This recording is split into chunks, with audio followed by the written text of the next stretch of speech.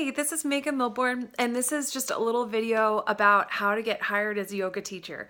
So when you invest in your yoga training and you commit to your practice, it's often born out of a very great love. And so then you want to share this love and teach. So this is specifically if you're trying to get a job at a yoga studio.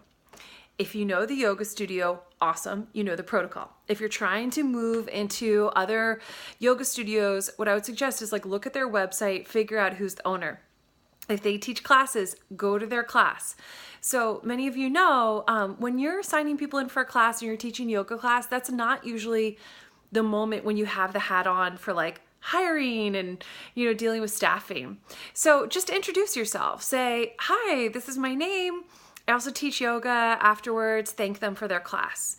Don't bother them past that because they're probably, dealing with other things, like answering questions, dealing with other things. So they might not have on their management hat.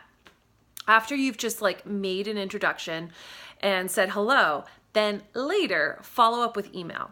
So send a really professional email. Explain your training briefly and concisely. Attach your resume if you have one. And if you don't, it's great if you do. And it's even better if you have a website so people can kind of see what you're up to. But really demonstrate that you know what's going on at the studio. Because as someone who was doing hiring, one of the things that I found is a lot of people had training that was great, but maybe wasn't really in line with some of the studios where I was managing or teaching. And so you want to make sure that the teachers know what's happening so that they're a really good fit for the students. So when you're the person who's applying, make sure you can demonstrate and say, yeah, I really know what you're doing at the studio. I really believe in it. And here's how I think I can be of value. Doesn't necessarily mean you teach the same thing that everyone else on their roster does, but it means that you're sort of in flow with that, you're compatible. Okay, so then what if you want to offer workshops and offer specialty things that you do?